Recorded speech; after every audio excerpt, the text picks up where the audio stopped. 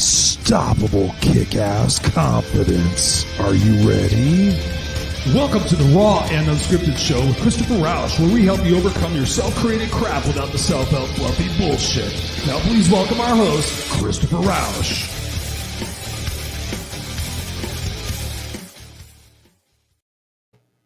And please welcome our host. What's up, ladies and gentlemen, boys and girls? Happy Tuesday evening, 7 p.m. Pacific Standard Time. You are at your place for the Raw and Unscripted show with yours truly, Christopher Rausch, the No Excuses Coach.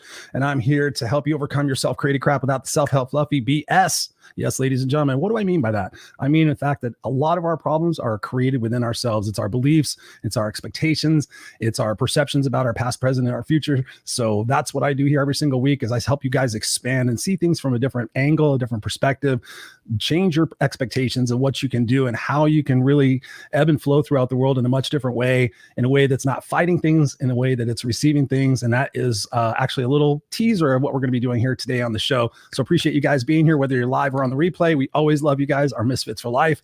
Of course, we are not only here on videocast, broadcasting on LinkedIn and Instagram and YouTube and Facebook and the Facebook groups and the Facebook pages and everything else, but we're actually also on audio podcast. I know a lot of you guys check out here on the the video podcast, but we're also on audio podcasts wherever podcasts are sold. So the predominant one is iTunes. If you just go in there and you search iTunes and type in Raw and Unscripted, most definitely you will find us there and you can take us on the road with you. This is actually episode number 180. So we've been doing 180 of these episodes. And as you guys know, many of you have been following me before. I did the Kickass radio show for 3.5 years. And then I also do the Unfiltered experience on Friday nights. So no shortage of getting access to me and my brilliance. Thank you very much. And I appreciate you guys being here. And as always, comment, engage, ask us questions as we are going through the show. Even if you're on replay, we'll make sure you guys get those questions answered because that's what this is about. This is a community. This is a conversation between myself and my guest. And we're sitting at a bar. We're sitting at a coffee shop, having a great time, and you guys are kind of just over listening. You're like, oh man, what are those guys talking about? They sound like they're really successful. It sounds like they're really happy and they're dialed into things. What's going on over there? That's the premise of the show. Basic and simple. If you guys are following us for the first time, we appreciate you for being here. And as always, go to noexcusescoach.com, check more out about me. But the thing I want to tell you about right now is help heal humanity. Please, ladies and gentlemen, when you get value out of the show, the price to pay for actually getting this amazing information is to go to helphealhumanity.org and ask yourself what it is that I can do for the organization. What is it that I can do to make this world a better place? It's an organization that I'm personally involved with. I'm on the board of directors with it. And each and every week we are meeting and we're discussing ways we can obviously help heal humanity. And one of the biggest humanitarian crises, I was trying to say 6 different words at once. One of the biggest humanitarian crises we have going on right now is in Haiti. And you guys have heard me talk about this right now. We have a $100,000 campaign that we're raising money for to not only send kids to school, but also send kids to school and feed them. The food insecurity in Haiti, the crime and everything else that's going on there is absolutely unbelievable. It's unconscionable, but still through all the chaos, we're still sending kids to school. And that's what we ask for you guys from here, whether it's $5, $25, $100, sponsoring a child, whatever you can do to help out the organization. Nobody there takes a paycheck. We all do it out of the goodness of our heart. And it's just something I'm super passionate about. Here in the United States, obviously, we have a lot of things going on and a lot of chaos and uncertainty, but here we have resources. Here we have opportunities that we can get help and we can go out there and be resourceful with ourselves to increase our income.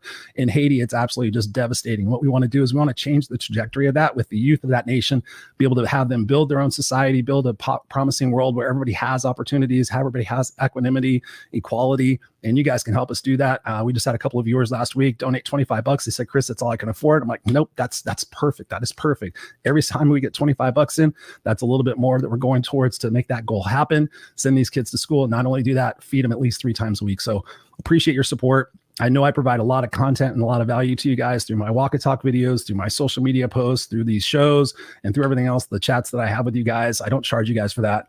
So that's what I would appreciate for you guys to do is to go to helphealhumanity.org and let us know there if you're interested in becoming a board member, if you're interested in doing a volunteer drive of your own to raise money. Thank you. We have some viewers here who have done some things like that. They've had bake sales, they've had lemonade stands, they've sold stuff. So anything that you think that you can creatively do to support the organization, we would love for you to join us and help us help heal humanity. And with that, appreciate you guys a little indulging us in that. And it's just a beautiful day. It's a beautiful day. And, on the show, I bring you all types of different types of guests. We've had superstars, we've had celebrities, rock stars, authors, influencers. We've had the regular people in life who have overcome tremendous things. And today I'm pleased to tell you that we have an author of a book that I absolutely adore and love. I read it years and years and years ago. And actually, I tried to put it in as a company initiative where I was working. And unfortunately, it wasn't entirely embraced. Some of the aspects of it were embraced. But when you think about what it is that we can do in our life, and what I'm talking about with Help Heal Humanity is the fact that we can go give. And I've learned when you give of yourself, you get so much more in return. It's unbelievable. So many people are out there with this expectation, like, oh, I should get, I deserve, all these different things. But what's amazing is when you put aside all those desires and everything else, and you go out there and you truly give of yourself, like Help Heal Humanity, like I do, giving out complimentary coaching calls throughout the entire period of COVID. My way of paying it forward is to make this world a better place. And together we can do that. And so the book that we're going to be talking about today is The Go-Giver, which is authored by Burg. And Bob is a tremendous individual. I've actually just reacquainted myself with the book once again to remember a lot of the different principles and initiatives in there. So if you haven't read the book, by the end of this conversation, you're going to want to definitely go get it. And with that, we're welcoming to the Raw&Unscripted show, Mr. Bob Burg. How are you doing today, Mr. Bob? Christopher, I'm great. And it's fantastic to be with you. Thank you. Finally, it's been a lot of back and forth to get you on the show, and I appreciate your flexibility. And I always believe that everything happens for a reason. So today we're having this great conversation. So thank you for being here. Thank you. I appreciate your flexibility. You went out of your way to make it happen, and I'm very grateful. Thank you. Yeah, my pleasure. I just believe in that. I believe when everything's supposed to happen, it's supposed to happen for the right time and the right reasons. Like yesterday, I was literally at the mall. I had to go there and exchange some of my son's shoes. And so I took an old pair of shoes back that he couldn't fit into, went to the store, did the exchange, got all the way back out to my car from the shopping mall, and literally got to my car and went, oh, I forgot to tell them that they didn't apply the credit. And so I was all mad and think, oh, I got to walk all the way back through the mall. I'm not a mall person. I immediately just sat there and I shifted my perspective. I'm like, Chris, you having to go back in the mall right now could potentially save you from getting into an accident right now. So I immediately took away my frustration, like, oh, what an idiot. I should have told him. And I actually enjoyed the walk back through the mall. And I was looking at people happy and shopping and everything else. And I just turned what usually would have been a frustrating experience. I turned it into this is happening for me. No big deal. Walked back in the store, did the thing, went home. No big deal. It took me another 10 minutes. So I always believe in looking at those things. Yeah. So my first question for you is a question I've been asking for a lot of my guests lately. Obviously, we're just coming out of the pandemic. We spent the last 2.5 years going through a lot of different things that in our lifetime we have never really experienced, at least for me. What has the pandemic taught you about yourself and about society as a whole? Because you obviously are an observer of society. What things have you learned about yourself and the society as a whole during this pandemic? Well, myself, I don't know if I've learned a whole lot because of the pandemic. I try to keep learning about myself more and more all the time. I am a student of human nature, and it was interesting to see in the pandemic how much of general human nature just did what human nature does. First, people panicked and kind of went over the edge, and you had all the hoarding of all the toilet paper and if you remember that Yep. whole thing, and people just trying to survive at the expense, right, of everyone else, and that happened for a little bit, but then people got it together, as people usually do, and all of a sudden you heard a lot more about people making sure their neighbors were taken care of. You heard more about how neighborhoods would get together to kind of keep things functioning and working together. You saw people who before would say, "Oh, sales and all that can never happen on Zoom." Well, now it had to happen on Zoom, so now it did, right? Mm-hmm. And you saw people finding ways to provide value to others that created an environment for, after things got a little bit more even keeled, well, they positioned themselves as real go-to people. Well, like yourself, so, such as you did. So, I think what we saw is that human nature is human nature. It repeats itself constantly. People tend to adjust and adapt when they have to, but not before they have to. Yeah, that's a beautiful answer. And that's same thing for me. I mean, before the pandemic, I was actually in corporate for over 20 years. In November 7th of 2019, I decided to exit my corporate position and go do my coaching, my speaking full time. And I was all excited about it. And those first couple of months, I was surprised at how much of my identity was wrapped up into who I was in the corporate space. And so I went through a period of influx and kind of like, what am I doing? You know, I just left a very lucrative job. I was comfortably miserable there, is what I tell my coaching clients who are coming to me that are comfortably miserable. They make good money. They're doing just good enough, but they're looking at their life saying, hey, I don't want to have any regrets. And so for me, that's the situation. I was like, okay, I could go get a job easily. I've got a master's degree and everything, And then I was like, no, I'm going to do this. And then I talked to my wife and I built this business plan. I said, here's what's going to happen in 18 months. I'm going to match my corporate pay. And then March 20th, 2020 hit. You're going to be on a 6-week lockdown. And I was just like, what? Oh my God. And I was like, okay, we're going to get through the 6 weeks. No problem. It'll be over by summertime. Everything's going to be back open. Speaking gigs are going to be, flourishing. And as we know, it continued on for 18 months up until, even recently now. I think they just declared it over, which is kind of surprising, but that's another subject. So yeah, I mean, going through those processes, it was interesting to watch how humanity was. I was constantly, during that 6 weeks, I started another podcast, actually a video cast called Friday Night Live. It was just my way of keeping people inspired, keeping them positive, answering their questions, just being a conduit and a connection to source, and just being there for people. And my question for you is, through the process of writing The Go-Giver, between when you wrote it and when you published it and now, what are some additional principles that you think you might include that have become aware to you in the world around us? Well, so when John David Mann is my co-author of the Go-Giver, as well as the other books in the series, and he's fantastic. He's the storyteller. He's the guy that made it come alive. I'm much more of a how-to person, Christopher. I'm step 1, step 2, step 3. Every book I wrote before the Go-Giver series and every book since, how-to books. So I could never have done what John did with that book. So as far as the principles go, John and I both, both of us entrepreneurs, both of us had studied success. He is a writer for years, had gotten to interview some of the most successful people. As a speaker, I'd gotten to be on stage with some of the most successful people. And what we really did is we kind of went through what are the principles that all successful people have always done. Okay. From whenever there have been market economies, okay, right. What have successful people done? Now, the 5 laws, if you will, we came up with, which of course are nothing new. People have always done them. I remember what Jim Rohn, used to say: "Beware the person who comes promising new fundamentals." Right, right. New antiques. It's and so so when we went through these and kind of came up with the 5 that we've seen people, whether intuitively, whether consciously or not, they always applied these 5, all 5, not 1, 2, 3, or 4, but all 5 of them in conjunction. We found that for someone to be stratospherically successful, they had to apply these 5 laws. So in answer to the question, what other laws, I don't see any other laws, only because they'd all fall under those 5. Right. You know what I'm saying? Yeah. So I can't really think of anything that, by the way, that doesn't mean there isn't. It just means I haven't thought of anything that there are. But I would say that any principle of success somewhere follows under those 5 laws: the laws of value, compensation, influence, authenticity, and receptivity. And which one for you, because I was called to one of them in particular, which one for you really spoke to you as you were writing the book? Like, man, I got to include this one based on your own personal experience. Well, they're the ones that I feel more comfortable with, that are more intuitive to me, and they're ones I had to work on personally even more so. I think receptivity, which is the last one, that seems to be the one that almost everyone has had issues with.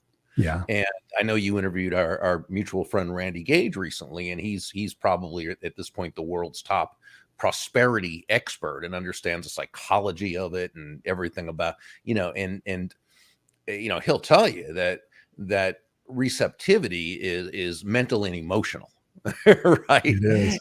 And so it's the most difficult for people to grasp, because as human beings, we all operate from a set of beliefs, what I call our belief system. This belief system is handed to us when we're a little kid.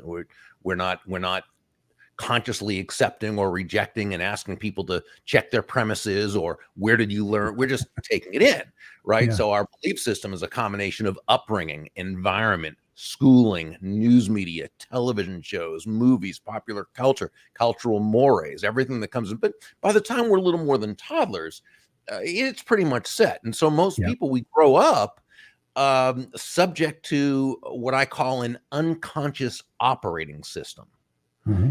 And we make decisions thinking that we're doing it out of conscious choice and strength, when really we're working within a matrix, just like in the original movie, that we're not even aware we're part of, right?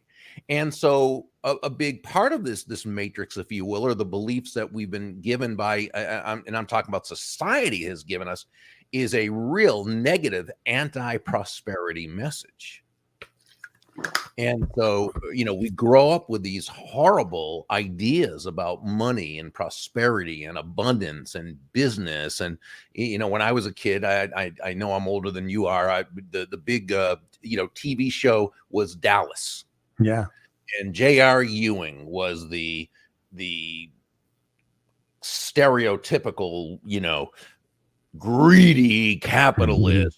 Didn't only want to make money, he wanted to hurt others while he did it, right? Yep.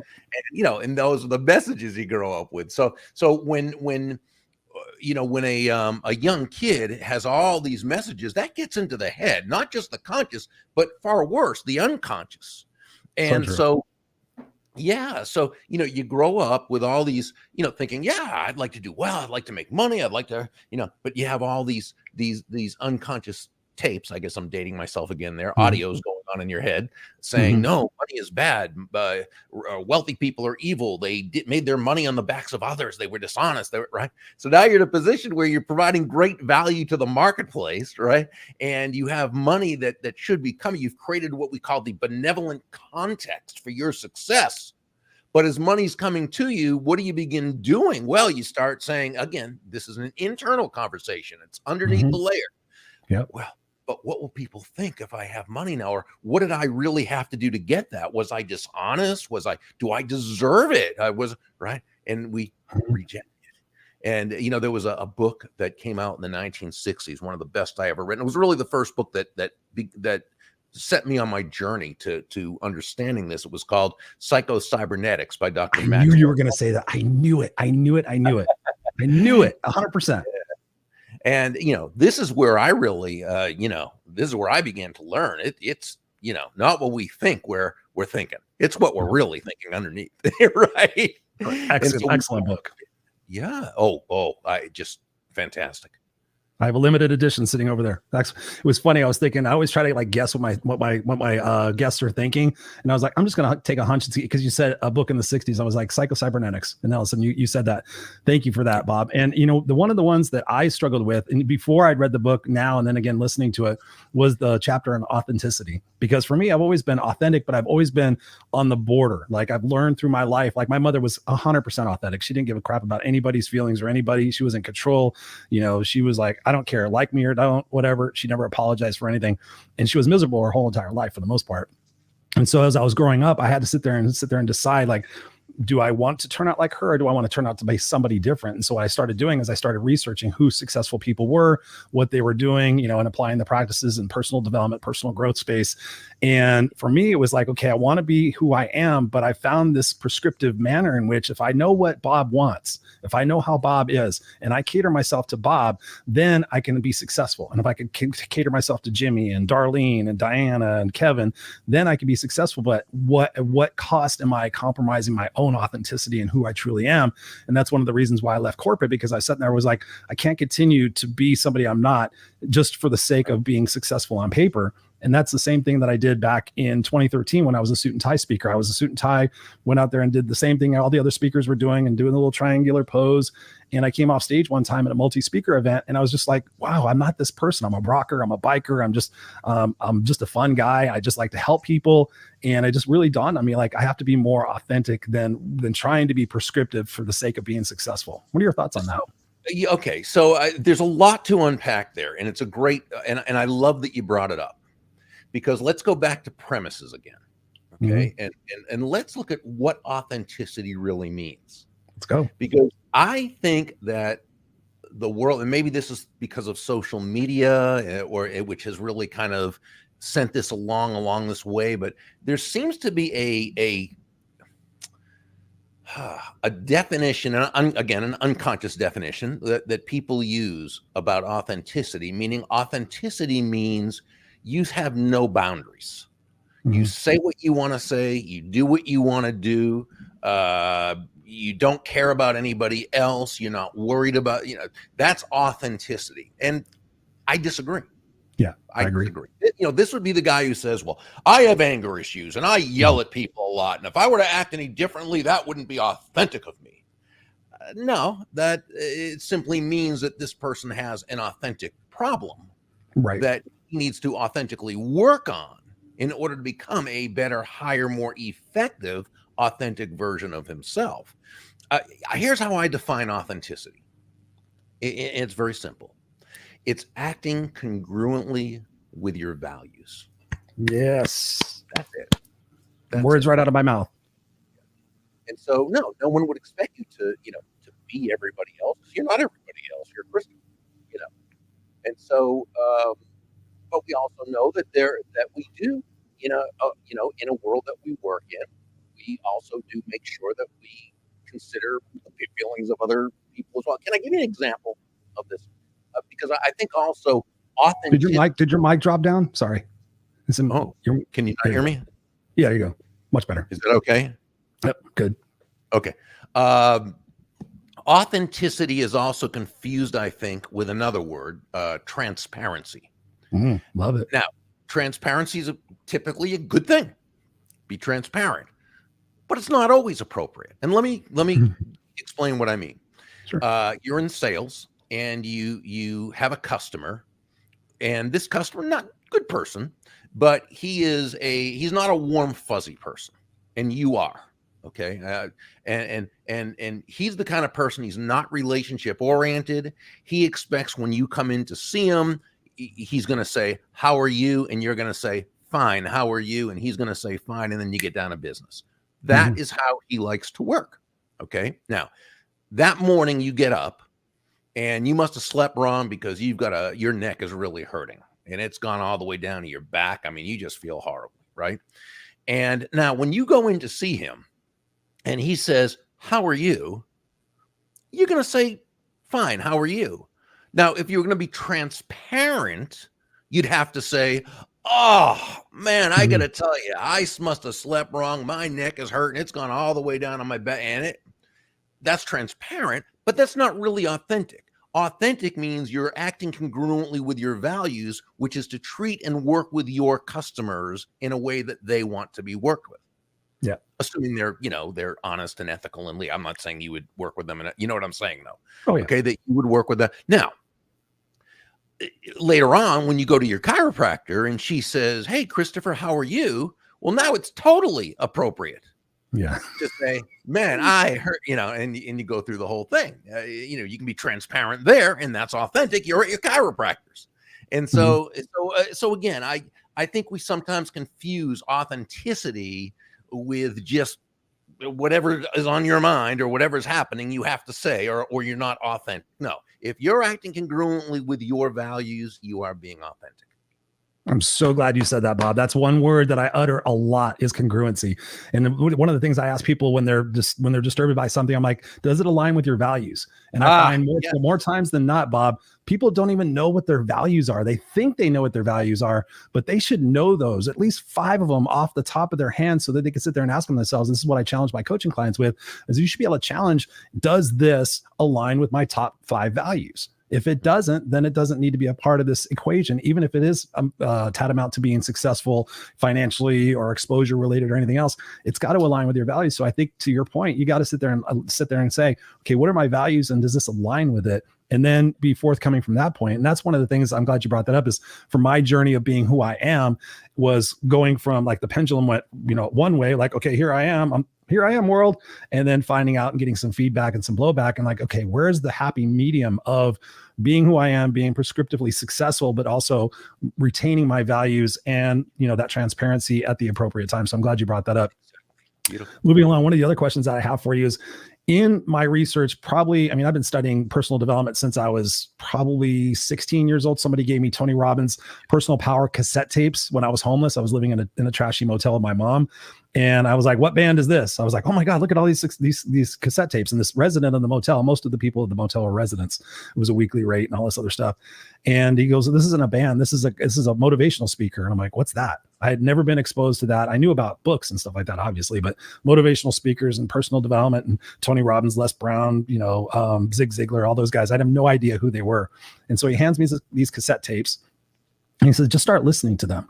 And through that process, I really started, enjoying that there were other opportunities and other perspectives out there aside from the one I was getting from my mother, which was highly negative and very automatic and defensive and protective and everything else.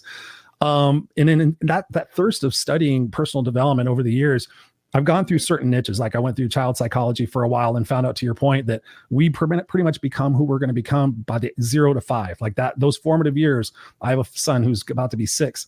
Those formative years really instill in us those beliefs. That conditioning creates our beliefs create our attitudes create our feelings, and our feelings create our actions. And so, like to your point, if we sit there and think that everything's negative, then we're going to have this vicious perpetual cycle. And for me to break out of those cycles, I started saying, like I said before, what do successful people do? What do successful people do that stands out from what the general people do? What's that 1% who has it all? What is it that they're doing? And so what I did is I started researching what do successful people do before everybody else. And so I read Robin Sharma's book, The 5 a.m. Club, and I started getting really thirsty. Like, what does Ed Milet do? What are all these different people? Dean Grassi, all these different people. What do they do in the morning when nobody else is doing stuff? And I found out that most of these guys have a certain ritual for the first hour of the morning. Do you have any rituals in your life that you do every morning that sets you up for your day? So it's interesting because mine would probably fly in the face of a lot of people, because nice. Once I get up, and I get up at 4:30, they say, don't check your email and social media first thing. But once I'm, shaved, teeth brushed, I go to my computer. I don't do it on the phone. I guess, I don't know if it's age or just not catching up with the times, but I do everything on my desktop. Nice. I make my first cup of coffee, which, by the way, I don't need to wake up. I just like it, so, and then I check my email and social media, and here's why I do this, because I have so much coming in from the night before and all the various, that it just makes me feel good to get that out of the way. That's the part I want to get out of the way. Okay. Yeah. And it's not that I don't enjoy it. I do enjoy social media and the emails and all the correspondence from overnight. I enjoy it, but I still want to get it over with so I can start my day. Then my trainer comes in at anywhere from 5:45 to 6 o'clock. Her name is Diane. She's been doing this with me for about 12 years. The reason why I have a personal trainer is because as I get older and older, I am less motivated to work out and less motivated to eat well.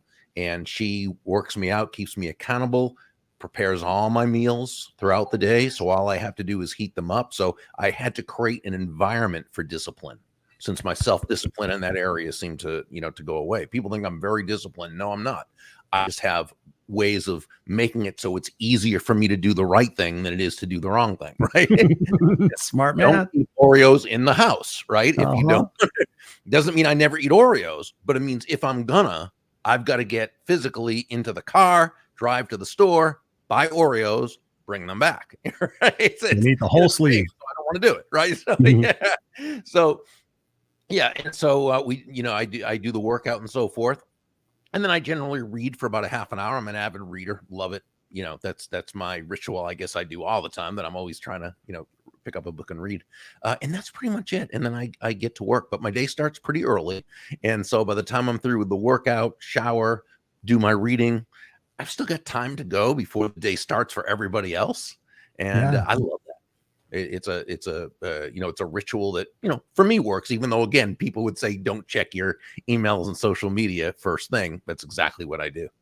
Yeah, and I love that you brought that up, and the component of that is very very important. But to your point about answering the emails, you got to do what feels good for you. And I got to say, through this course of meeting you, you've always been impeccable with responding to your emails and being super gracious. So I appreciate that about you, and I think that says a lot about the person. And in the book, it talks about that. I mean, the big point of the book is having integrity with yourself. Really truly having integrity with your words and your actions to be known. Bob, like when I refer you out to people, I want to be like, Bob was super punctual and always responded to my messages, was super gracious, was an absolutely phenomenal guest.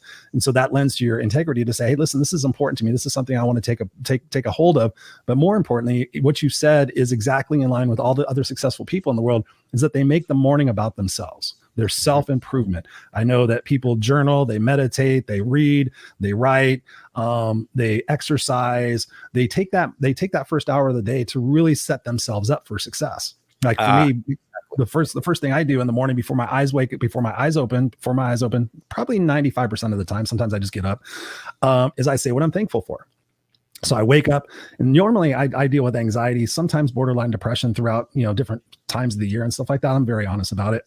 So I wake up and I set the moment to say, okay, what am I grateful for? So I'm obviously grateful for about 5 or 6 things every single morning. The same thing. My son's sleeping in my room next to me. My wife's sleeping next to me. Got a roof over my head. And then I go into other things that I'm grateful for. Even sometimes thanking the people that made the bed. Whatever I could find gratitude for. Thankful for having electricity when Hurricane Ian was going on. And then the second thing I do, Bob, is I say what I'm intending for the day. So before my eyes open again, my second ritual is I go into and I say, I'm intending to be present and playful with my son. I'm intending to use my words and my actions to make the world a better place for who I am and what I do.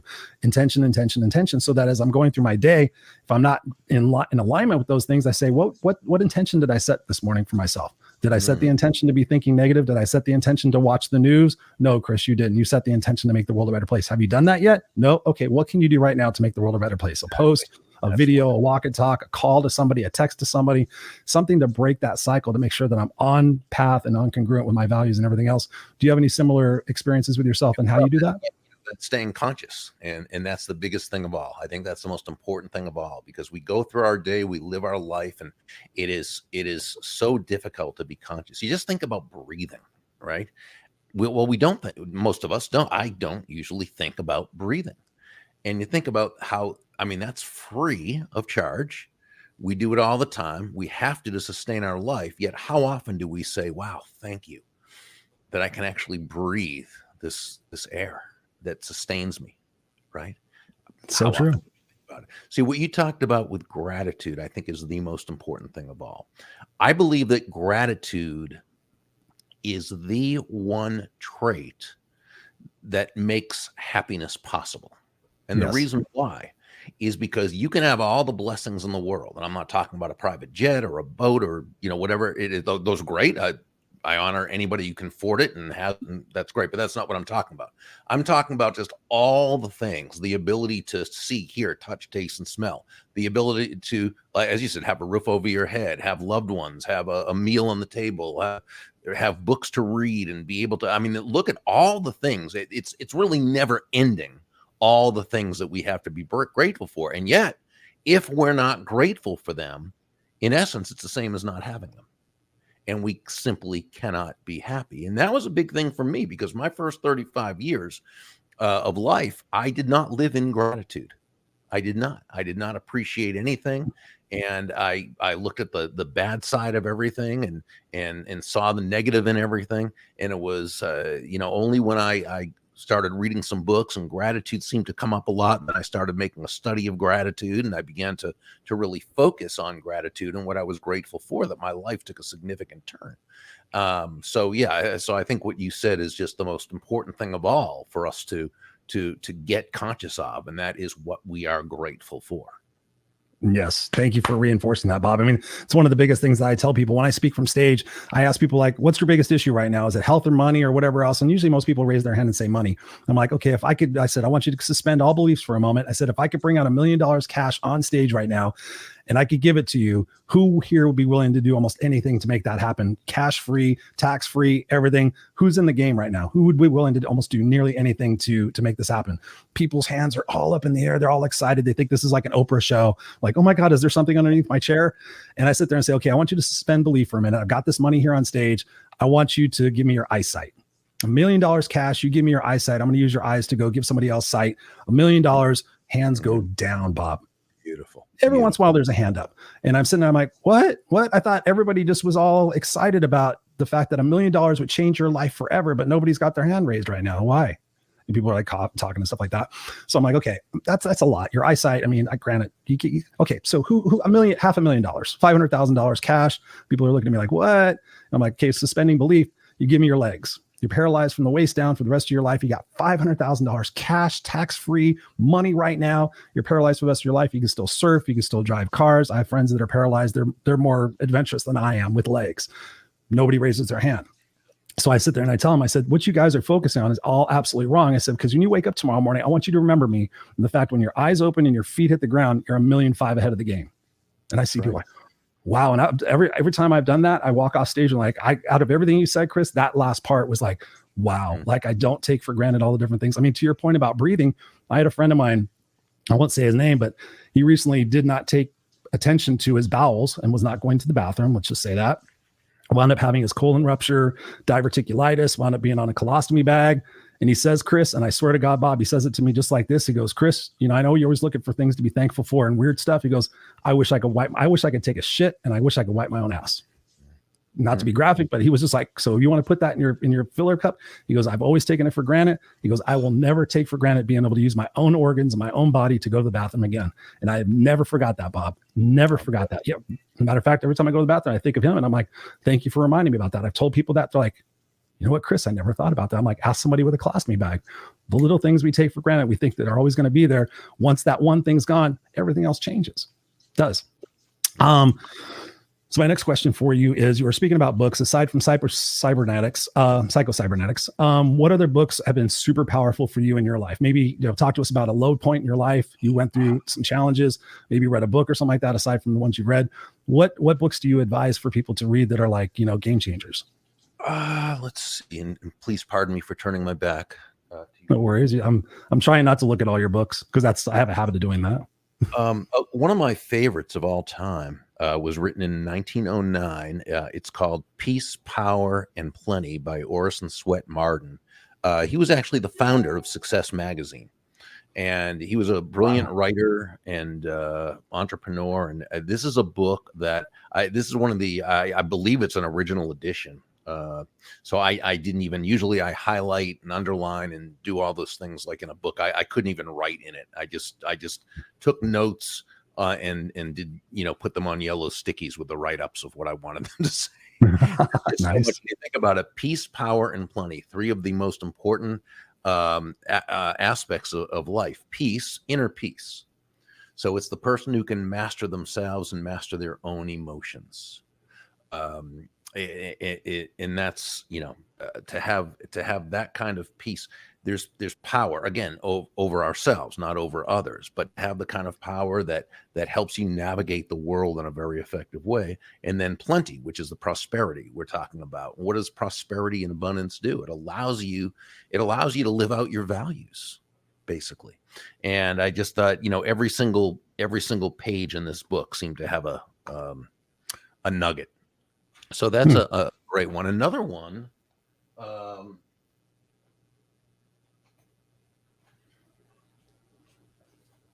this to me is one of the greatest of all time. It's called The Secret of Selling Anything. And it's by a guy by the name of Harry Browne, Browne.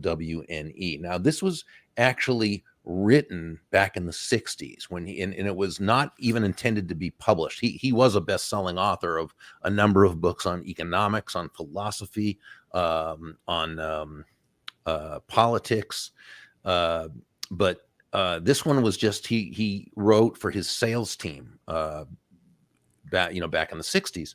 And so there were actually two separate pamphlets he put together. One was on understanding human nature, and the other was on how understanding human nature related to sales. Now, after he passed, in I think 2006, 2007, his widow Pamela found the two manuals on his hard drive, and she showed it to someone who introduced her to one of the great copywriters of all time, direct marketers, Gary Pennsylvania, who introduced her to Ken McCarthy, who's another direct response person who bought the rights to the book and called it The Secret of Selling Anything. Just so you know, the secret to selling anything, the secret of selling anything, as Harry says in the book, is find out what people want and help them get it. That's the big Yeah. What this The other golden rule. Yep. What this really is, it's an absolutely beautiful treatise on understanding human nature. I'm going to get both of them.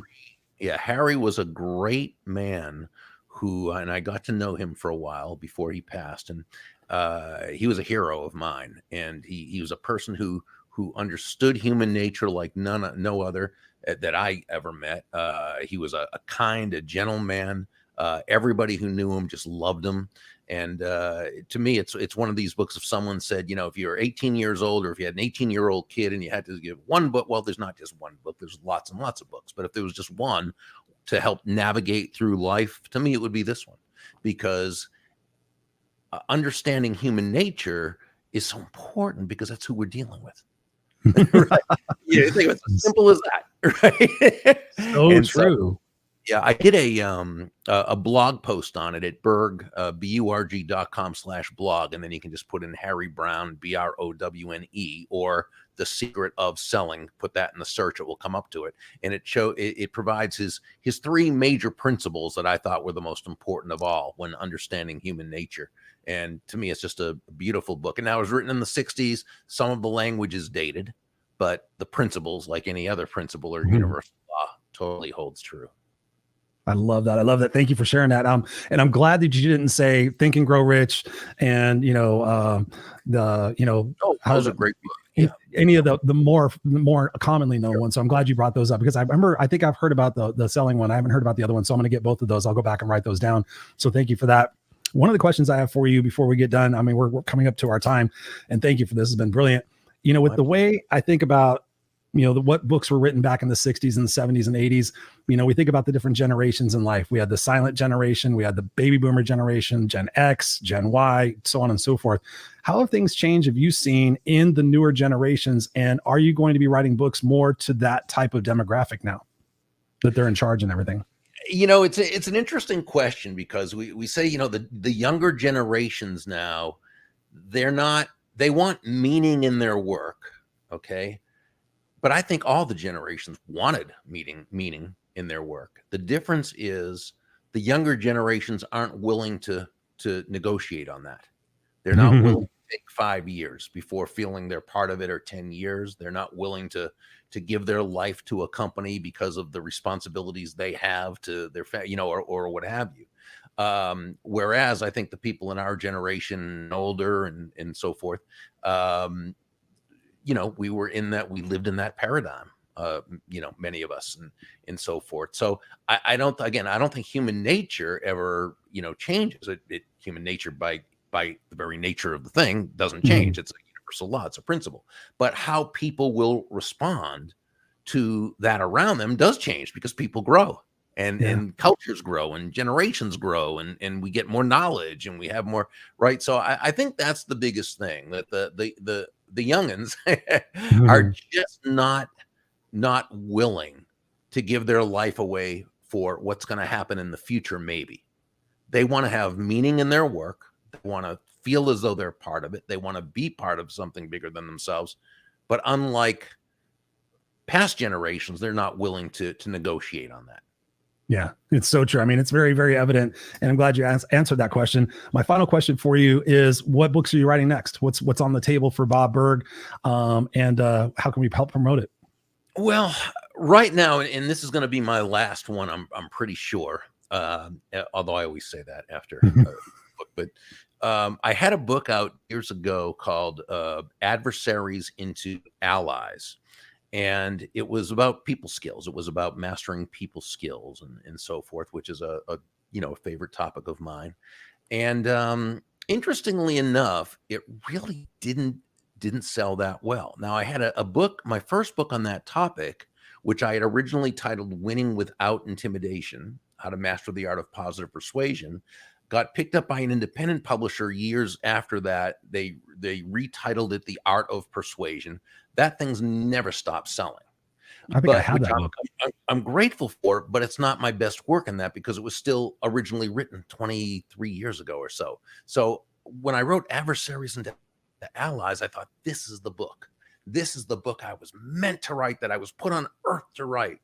And it didn't sell well at all. And I think, unfortunately, the title just didn't hit. And typically the marketplace will let you know if the title is a good one or not. So we're retitling it. I got the rights back from the publisher. I'm retitling it Genuine Influence, and then Master the Art of Positive Persuasion. And it's just and it should be, we're going through the final edits, and it should hopefully be released sometime early 2023. So nothing really to do at this point yet, but hopefully that will be out soon. But my business partner Kathy Tagenel and I are continuing to build our Go Giver online community network, and we just love that. And it's just such a joy to have all those members and people from across the world who want to live their lives, conduct their business the Go Giver way, looking to bring value to everyone else while being very open to receive. Awesome. Bob Burg, ladies and gentlemen, here on the Raw and Unscripted show, man. Thank you so much. When that book comes out, I will go get that book, and then I will read it, and I'll send you out an invitation to have you back here on the show and talk about that. I just think you're brilliant, and we didn't talk a lot about the Go Giver book, and I'm gonna plug that, and I'm gonna put it inside the show notes for the broadcast, so people can click on it and go straight to Amazon and be sure to get it. But any final words you would like to leave the viewers and the listeners with before I place you backstage? No, I appreciate you having me on again. Behind the scenes, I wish people knew just how fantastic you were, but to work with, and how flexible you were, and how you really gave me a break and led, because I had to reschedule, and it was really appreciated, Christopher. And you're a great guy. You're one of life's good people. You're doing fantastic things, and it's just a joy and an honor for me to have been here. And I wish everyone listening and watching just stratospheric success. Awesome, brother. Thank you. I'm going to place you backstage. Don't go anywhere because I still want to have a chat with you over the show. I'm just going to end up the show here for a second. So thank you, Mr. Bob Burg, the Go Giver. There you go, ladies and gentlemen. A brilliant conversation. Highly recommend. Obviously, go get the book, The Go Giver. It's a phenomenal book. It's common sense, the ways of sitting there approaching life. But in the common sense, if you sit there and you think about how you approach your life and the expectations that you have and the perceptions that you have, when you really start to model the behavior of the character in the book, it's a journey, it's a story. It's pretty incredible what it is that you can do in your life. And the thing I highly recommend that you do is you take those 5 principles and you write them down, you put them on a sticky note. I'm a sticky note person. I have sticky notes all over my monitor right here. When something is super important and I want to learn it and I want to apply it, I put it right there to make sure that I'm applying it every single day. So take the principles out of the book, write it down there on a sticky note, put it in front of you, put it on your dashboard, and start living and embodying those principles, because the book is phenomenally successful. And I went and looked on Amazon, it was something like 7,000 reviews, 5-star reviews. I tried to find negative reviews.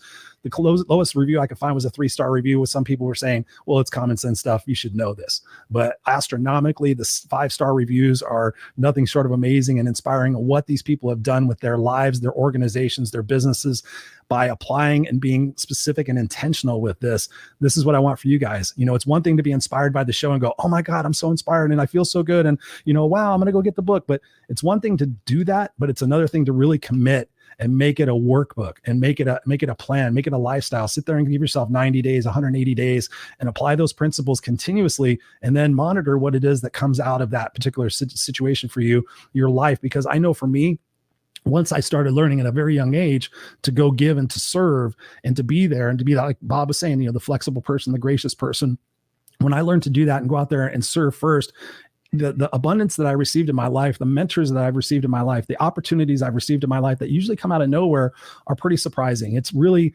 plus it's just a great way to live. I mean, we know the golden rule is to give yourself, go serve and make the world a better place. And right now, there's no better time. There's no shortage of chaos and uncertainty and calamity anywhere you look. If you watch the news, I don't watch the news. I don't follow politics.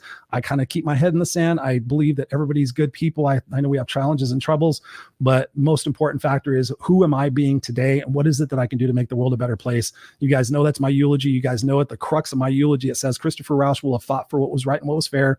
He will have risked for which that mattered, and he will have left the earth a better place for who he was and what he did. And that's what I want for you guys. Have a list of values, be congruent, be specific, be authentic, be intentional. Go get the book. I want to hear from you guys when you get the book and you read it. Send me a message. Because I want to share these with Bob. Send me a message and let me know how it impacted you, and if potentially you can go implement it into your organizations. And one of the things we forgot to do while Bob was on the show is to make sure that you go check them out. Go to https://burg.com. Of course, a different way of doing it is www.burg.com. Go check him out. And of course, he's got an online community. So go definitely check out this this is for my audio people, thegogivercommunity.com. Again, www.thegogivercommunity.com. These will be links in the show notes that you guys can go click on, as well as the click to the book. Go do that. Go out there, be intentional. And moreover, write down your values and ask yourself every day if you're being congruent and in alignment with those particular values, and watch how your life changes. Of course, I'm always here for you guys every single step of the way. The No Excuses Coach. So let me know what it is that I can do for you guys. And be sure to check us out again on podcasts, wherever podcasts are sold. We will be back here next Tuesday, 7 p.m. with another amazing guest, or I might just do a solo show. I love and appreciate you guys, my misfits for life. Go out there, be brilliant.